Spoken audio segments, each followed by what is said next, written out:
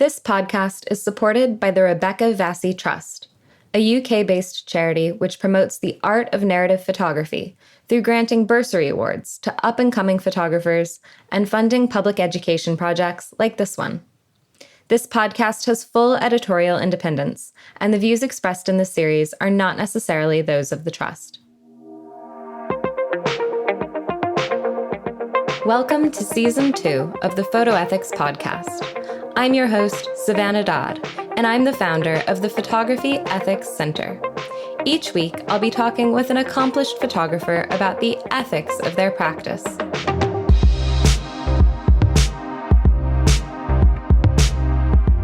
Today, in episode number 3, we'll be talking with Chrystal Ding about learning through discomfort. Born in China and based in the UK, Chrystal Ding is a research-led artist who works with photography, writing, personal archives, and machine learning to explore the impact of past trauma and future technological advancement on identity.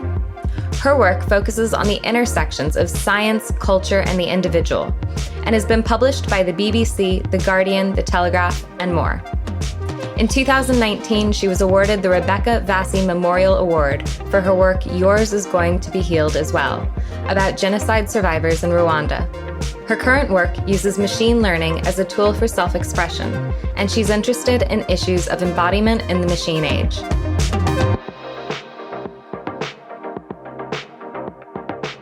Could you start by telling me just a little bit about the kind of work that you do?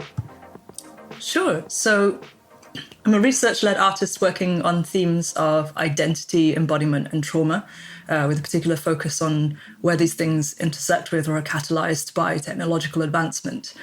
So at the moment, I've been working on a series called Bits and Pieces, using machine learning to recreate self-portrait performances that depict moments of mental health crisis. But in the past, I've worked on genetics. It's around 2017 to 2019. Yeah, that sounds like really interesting work and quite emotionally laden work as well, to work on themes of mental health and trauma and also identity and family, I guess, with genetics. Maybe starting with the work that you did in Rwanda, that was Yours is Going to Be Healed as Well, correct? Is that the title? Yes. The title of it? Yeah, that's the one. And that was made with support from the Rebecca Vassie Trust as well. Is that correct? Could you tell me a little bit about what was that project like and how did you approach it? So I think the one-word answers are the project was difficult and I approached it naively.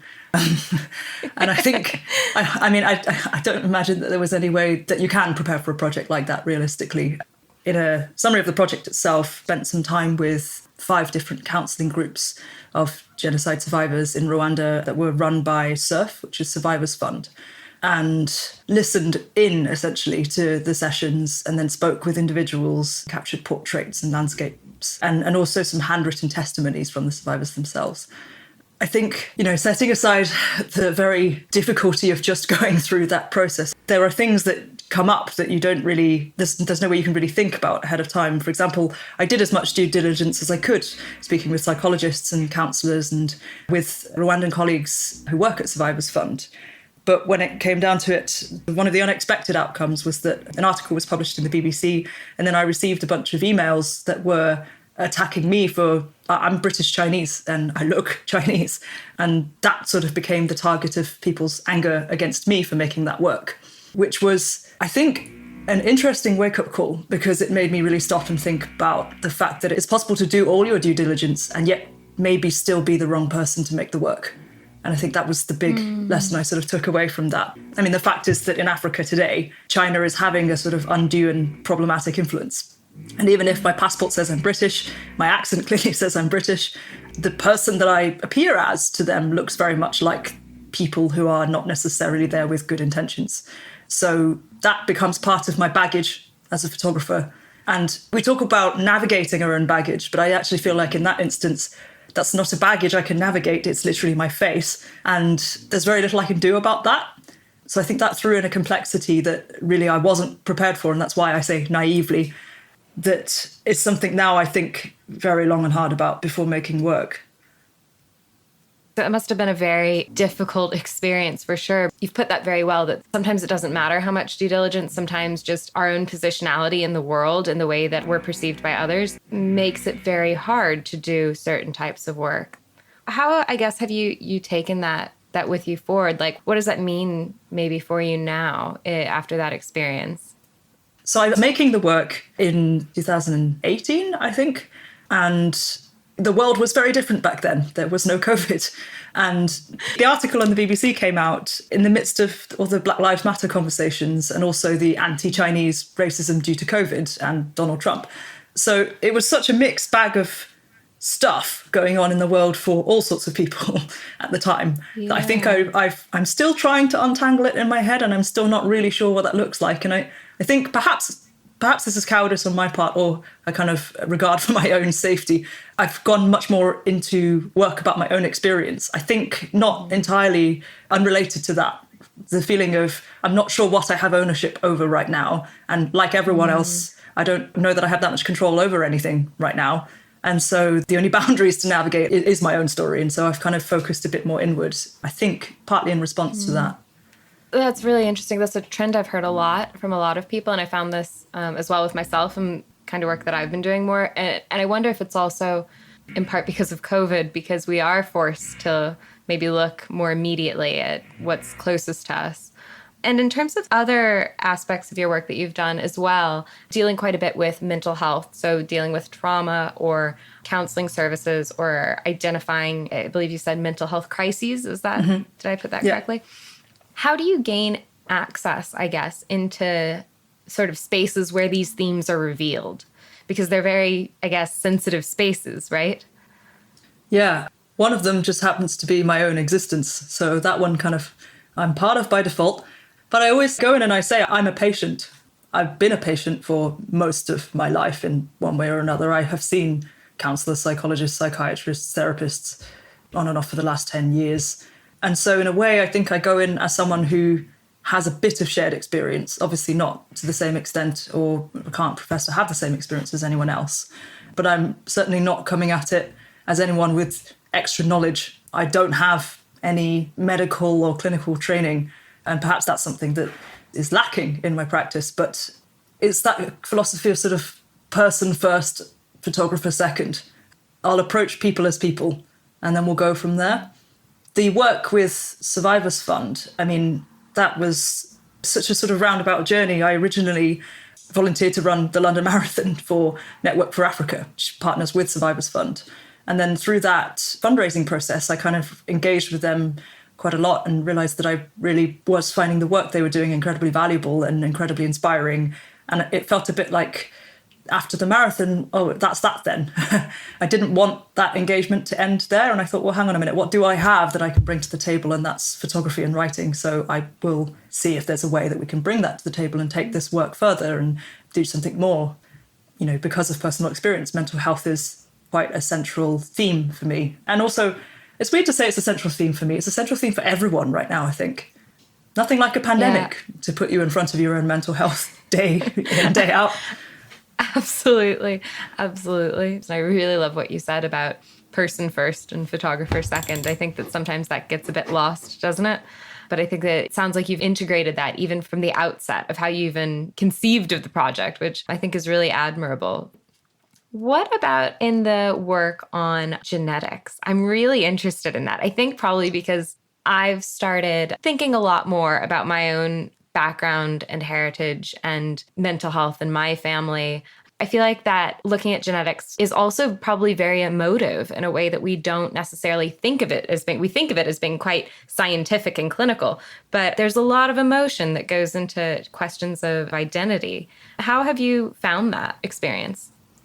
I feel like you've nailed it. That is the takeaway. And I love when people say, I'm really interested in genetics because, and then give their personal reason. And everyone I've ever met has that personal reason. And for everyone I meet, it's different.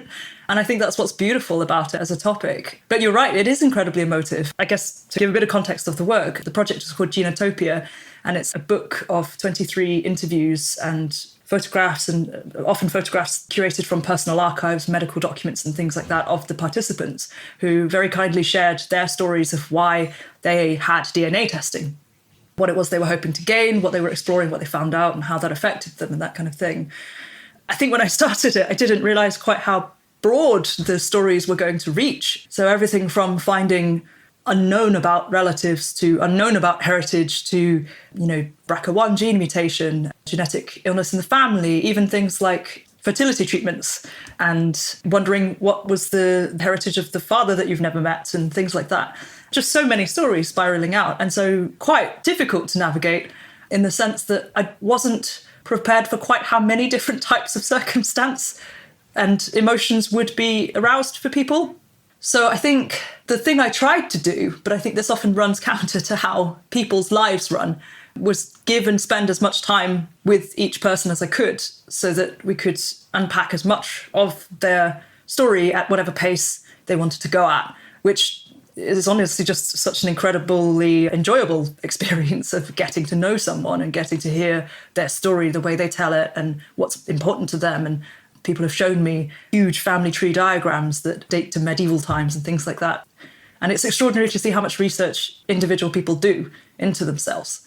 And I've often been quite bowled over by how in-depth they've gone. For certain people, I think I definitely made a couple of mistakes very early on because the project was born out of my master's program. And I think initially I hadn't realized how far-reaching it might be able to go.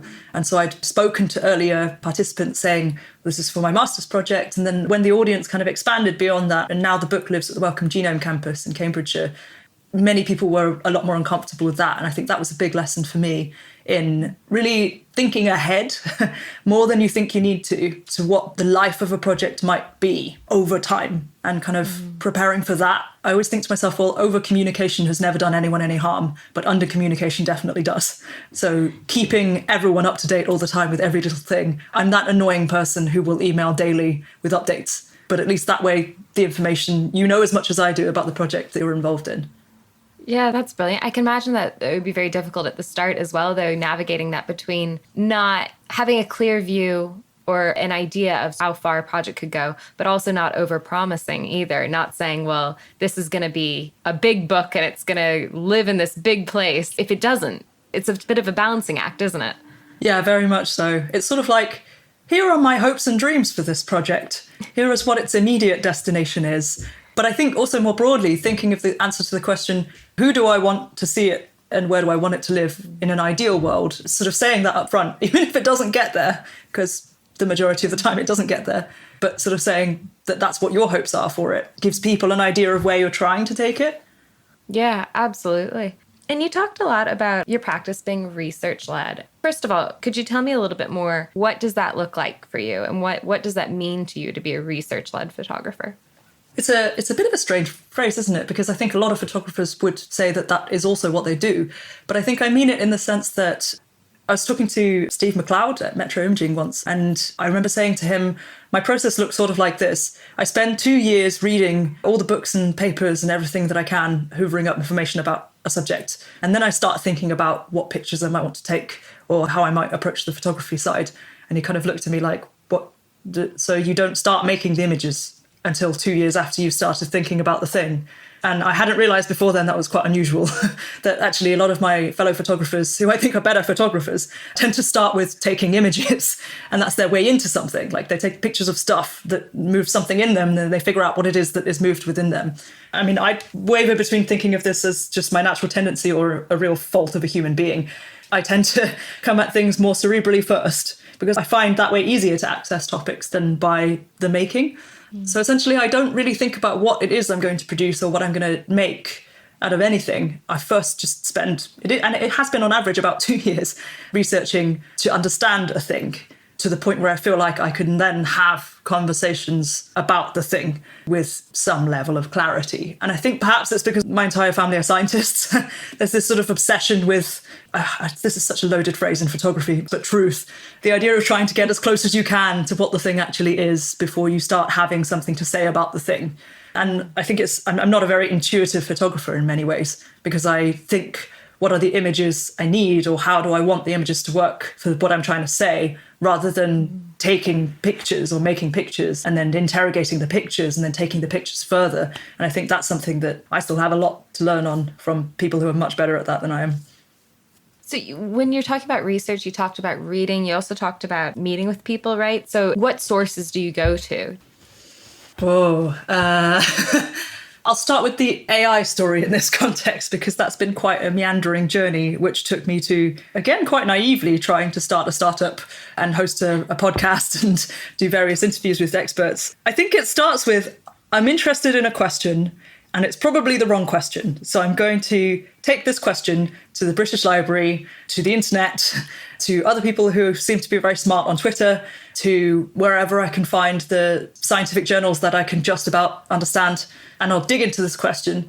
So with AI, that question was, what would machines think of us? Which, now that I think about it, is really the wrong question, because I was asking it for the wrong reason. And the real reason I was asking it was because I was interested in perspectives that are outside of ours. So that, obviously, coming from an idea of identity and trauma, becomes very useful and has very little to do with actual AI. But yeah, I do seek out experts and people who speak clearly on things. And often I'll just probe them and say, I'm really curious about this thing. I was wondering if I could have a discussion with you. And a lot of the times you kind of need a way in to have that discussion with someone, because people don't just have conversations, bizarrely. Sometimes they do. But I found that it was easier to be able to come to someone with a question and ask for their time when it was attached to a project that was aiming towards some sort of outcome. And so it was always trying to find that sweet spot of, where is the point where I have enough of a thing that I can take it to someone who knows more about the thing than I do, and then hand it to them, and then see what they think of it and see what they have to say. And then I kind of spend those 2 years in listening and absorbing mode and doing very little on the outside, and then just sort of gestating an idea in the background of what might be the output. No, that's really helpful. I think the way that you explain that would be really helpful for people who maybe aren't as comfortable or aren't as familiar with the research side of things. I think that was a very useful example. So thank you very much for that. And I guess I want to know, because you said earlier on that despite all the research, despite all of the due diligence you do, several times there have been things that were unforeseen and could not have been planned. And I guess I'd like to know about when things that you didn't prepare for come up. How do you deal with that? It's a really good question, which is why I'm taking a moment on that one. And actually, I think that might be the answer, taking a moment. I feel like if you are in the business of telling stories that are quite often not your own and touch on themes that reach a lot of people, whose stories you don't know, whose emotions you can't necessarily always safeguard, my bottom line is that I'm ready to be wrong. At any given moment, I'm ready to be wrong. And I think it's trying to get the speed of spotting something and then sitting on that and then kind of figuring out how to minimize harm and also just adapt to what the new information is. Like, I feel like it's the speed at which you can take on new information that contradicts what you thought was right. That's the thing that I'm trying constantly to hone. Because you're going to be wrong, because it's not straightforward, it's not simple, and people are complicated. I think being open to being uncomfortable, again, I'm talking about the Black Lives Matter movement, but I think for me and for many people, that was a really important moment, because it made us all really uncomfortable in exactly the right way. And sitting with that discomfort, and not just sitting with it, of course, working on it, working on what that discomfort brings up, I think is really important. I spend a lot of time being very uncomfortable. Yeah, and I guess there's so much in that, isn't there? And so much in that I think we all can learn from and integrate. Because a lot of that discomfort, I guess, comes from an awareness or an increased realization that we're wrong about something, or that we don't know everything, or that there are things that we've ignored. And this points to just these holes in our understanding. And I think, I'm nearly 30, when you're nearly 30 and you're realizing you have all these holes in your understanding, and you made it 30 years and you just had no clue about some really very important things. I find that so funny that the list of things you just described to me sounds incredibly positive. Oh, what a wonderful thing to reach 30 and realize that there are still so many holes in your knowledge. Because it would be incredibly boring if you knew everything by now. And I feel like that's something that's quite embedded in society. For some reason, we view being wrong or being shown up to be wrong as a really negative thing. But actually, being wrong about something just means that there's something you didn't know, and therefore there's stuff you don't know. And that's really exciting. Because it means that there's stuff to constantly absorb and try to make sense of and try to internalize stuff about the world you didn't know before. And I don't really know why we've ended up in this position of making being wrong such a negative thing. Yeah, I think that's very connected in a lot of ways to a lot of the things that I think about when I think about photography ethics and when I think about how we talk about photography ethics, and how I think a lot of times conversations get locked in a deadlock instead of a realization that we're all constantly learning and we're all constantly evolving. And if things that I did 5 years ago would not be the same things I would do now. And that's okay. That's a great thing. It means I'm evolving. I guess on that note, is there anything that you sort of look back on and wish that, or think that now you would do things differently? Oh God, definitely. Oh, so many things. Where do I begin? I think when I look back on the Rwanda work, I definitely wish I had taken a much more participatory approach. I mean, I attempted to with the incorporation of the handwritten testimonies, but I think there are photographers who do a much better job of really handing over the editorial control to the people that they're working with. And I think that's something that I would, if I could go back and do it again, is something that I would try and do. But perhaps even a better thing to have done than that would simply be to fund a Rwandan photographer to tell that story, or tell the story that they're more interested in telling. Because I do appreciate that you sort of become that country that is always in the news because of the genocide. And actually there's a lot of exciting stuff going on there that has nothing to do with the genocide, or ostensibly nothing to do with it.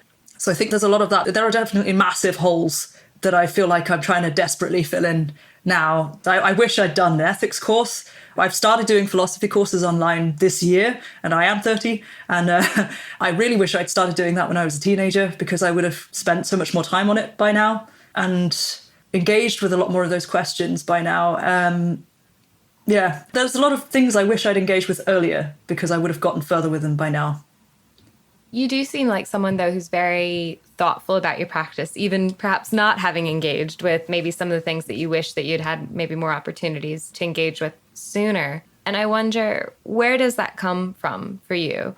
The ethical practice and the awareness of things, and how you've learned things along the way. Where have you gotten those tools? Or is it something that has just, like you said, been really innate in your practice, and that you approach it from a person-centered stance? I think there's two things. And one thing is sort of cultural, and the other thing is to do with the feedback loops of how people moderate other people's behavior. So to start with the kind of cultural point, as I mentioned, I'm Chinese and my parents are Chinese, and they left China shortly after the Cultural Revolution, and I came to the UK when I was 3. And so I kind of didn't really have things to begin with to take for granted, not in the sense of material things, but in the sense of what is the assumed default was a very confusing question to me, because there was a Chinese version of events and then there was the British version of events, and both things were coexisting, and I was too small to make sense of them. And so I think essentially probably from the age of 3, I was very confused about what was right or wrong. I remember vividly one time being called out in an assembly because I was not crossing my legs sitting on the floor. And it was because no one had ever taught me how to cross my legs, so I didn't know how to cross my legs. And then I got told off for not crossing my legs. And I didn't know enough English to explain that it was because I didn't know how to, not because I didn't want to, or I was trying to be disobedient. And so I remember that moment sticking with me, because I was thinking, I feel very much like a wrong has been done to me here, but I'm not sure exactly how to unpick that wrong. And so there's a lot of those questions come up, because you get stuff wrong a lot when you're a migrant and when you're just an outsider of any sort in a situation. And then, the English stuff that you go and bring home from school, your parents find really dodgy at home, because that's not how the Chinese way of things goes. So I think there was a lot of that from quite early on, which actually, I guess, links with the comment about feedback loops, that people will react negatively sometimes when you do things that they don't like. And I think we're all supercomputers walking in like sacks of meat. The only way we learn is by attempting a thing and then having other people give us feedback on that thing, negative or positive, which reinforces whether we do more of that thing or not. And so I think that being responsive to people's feedback, and I mean feedback in quite a kind of scientific sense, I think. Not feedback as in like you ask someone for feedback and they give you a form, but literally body language, gestures, how they feel or seem to feel when you talk to them or approach them about certain things. Just being super sensitive to that. I'm generally, I think, quite a sensitive person to those things, possibly pathologically. but that, and not always to my advantage. That means that I'm very, very kind of alert to whether people think I'm doing a good or a bad. What kinds of things do you think maybe often don't get recognized as being feedback? That's a really good question. You know, I'm thinking maybe for other photographers who maybe haven't honed that skill so well, what are things that they wouldn't be as sensitive to? It's a challenging question because it's hard to answer without generalizing. There is a tendency within the photography industry, I hope I'm not going to get shot for saying this, that there's a kind of cult of personality, and there's this idea that once you've made it to be one of the gods of photography, you're kind of untouchable.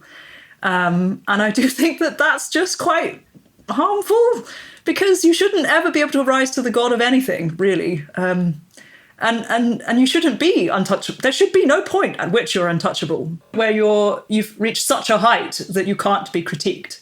So I think it's more that I would think is problematic. And I think people then don't call out people who they perceive as being at the top of the feeding chain. And the ones who do get a lot of flack for it. And it becomes a sort of fight of the individual versus the industry. I've never known how to deal with that or how to get involved with that in a useful way. And I see other people engaging with it, and it costs them at a personal level. And that, I think, saddens me. And it's possibly one of the reasons I often struggle with the idea of a photography industry overall. Like, I don't really know where I fit in relation to that, and don't feel comfortable trying to fit in relation to that because I don't feel strong enough. I think that idea of feedback loops is really interesting. I think that's a really interesting way of articulating it. I wonder with that cult of personality if sort of there's almost a multi-layered complicitness in that, you know, in sort of the actions that maybe an individual who's risen to that can do things and not get negative feedback. And the people who are regarding it are not giving the feedback. And it becomes self-perpetuating, doesn't it, in a way? Yeah. Particularly with photography being one of those industries where the number of people trying to get into an ever shrinking slice of pie just means that in an industry where you have a kind of lack of workforce and an oversupply of pie, in this bizarre analogy of laborers and pie, then you don't have that problem as much because everyone is just trying to get a share of it. But in photography, I always feel like there's thousands of photographers trying to get into the ranks of, I don't know what, but some nebulous top sphere of photography. And that you have to play along with something, again, I'm not sure what, in order to be accepted into the hallowed tier of, again, I don't know what. I'm having the worst trouble defining any terms at the moment. But I think that's part of it, though. It's that nebulous kind of nature of it, is what are you actually trying to get to? And it's just very easy to see someone who's made it usually in a very different time when photography was, you know, at a very economic level, completely different in terms of where we were in society and the need and just market forces, to where we are now, which is a very different landscape. And with that in mind, I guess, what advice would you give to someone who was maybe earlier in their career and wanted to pursue something similar to what you've been doing? What do you wish you'd known, or what should people know about that career?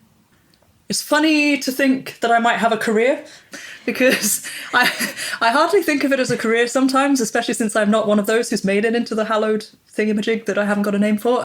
Because I feel like it's more a lifelong exploration that sort of periodically yields a body of work. And the reason I struggle to think of it as a career is because I don't make my living from photography. And I feel like that is a kind of big mark against me or something. But when someone says career, it makes me think that the aspiration is to end up making a living doing the thing that I love. And actually, every time I've tried to do that, it's killed photography for me. And I've not been able to do it because I'm struggling too much on trying to make a living out of it and then, you know, not loving it. And that's not a unique problem. Lots of people have found that. So I choose not to do that. I work full time in a different industry altogether. And I do that on purpose. It's partly because I like to eat. And it's also partly because I want to sort of buy my editorial freedom, which gives me that chance to do those projects that I'm interested in and spend absolutely ages on them, longer than anyone would conceive of giving me. I know that is not a model that most people necessarily want or would find attractive. But for weirdos that might be like me and want something like that, for me, it's about keeping the interest alive. The thing that drives me is curiosity and interest in stuff. So it's thinking about what you're interested in, what kind of images you want to make, and experimenting with processes, like never-ending experimentation with process. I remember arriving at my master's, not having ever done studio photography, not having ever experimented with film, essentially all I knew was the digital camera. And then this whole world opened up of all these other things. And I thought, well, hang on, I'm doing a master's. Isn't this a bit late in the day to start just messing around with other things? And technically the answer is yes, but also I was never in such a place with so many people who had skills I didn't have. And so I think it's that finding people who know stuff you don't and spending time with them, give them your skills if need be, get them to teach you their skills and just kind of cross-pollinate in that way and not being afraid of sucking at stuff, because I really suck at lots of stuff. And that's cool because I'll get better at it if I keep trying to do it and acknowledge that it's okay to be really bad as long as you're trying to get better.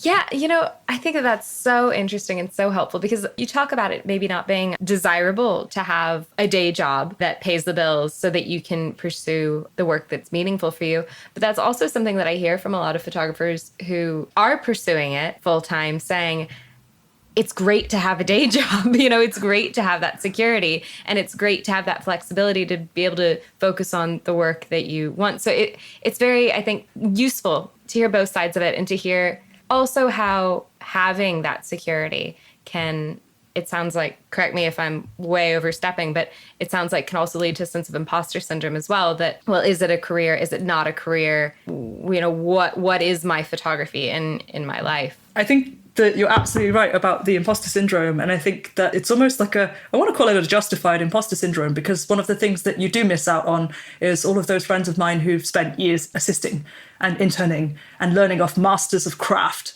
are so much better at the craft than I will ever be.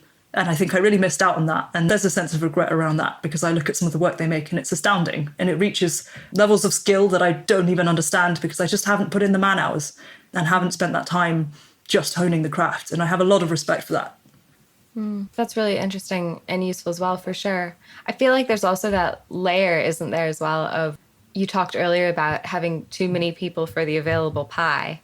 And that's also maybe another element of how we think about our own careers going forward in the photography industry and what that looks like and what it can or can't look like. Because like you said, I think that photography industry has definitely changed shape a lot in the past couple decades. And maybe what was possible 30 years ago is not possible now for a lot of photographers.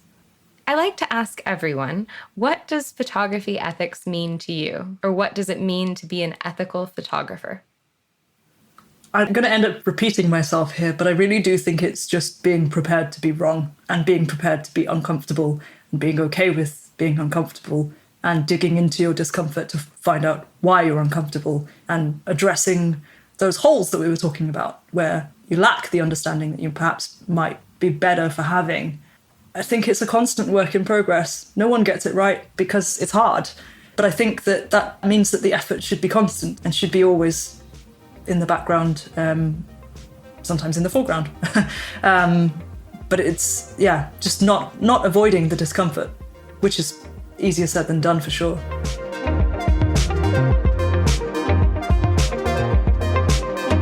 Thank you very much for listening to this episode of the Photo Ethics Podcast. The aim of this podcast is to share new insights about photography ethics with others. So if you heard something you liked, please share this podcast with someone who would appreciate it. The links to all things mentioned in this episode are available in the show notes at www.photoethics.org. Join me next week when we hear from Pete Brook on thinking about images.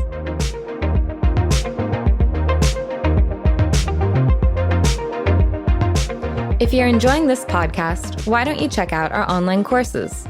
We've developed a series of 3 online courses designed specifically for photojournalists and documentary photographers. We discuss questions like, how do we achieve accuracy in our photographs? What's the relationship between power and consent? And when, if ever, should we intervene? These online courses come with perks, like access to an online community group for discussion and Q&A opportunities with me, the course leader. Enroll today at www.photoethics.thinkific.com or go to www.photoethics.org and click Online Courses. This podcast was edited by Ellie Gascoigne.